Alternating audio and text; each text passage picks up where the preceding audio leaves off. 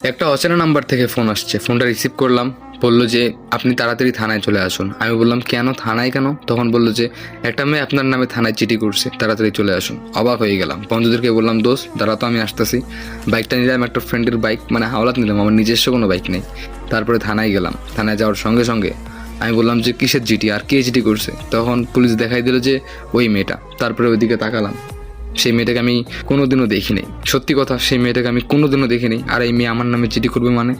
আমি বললাম যে কিসের চিঠি করছেন আপনি আমার নামে, আমি তো আপনাকে চিনি না।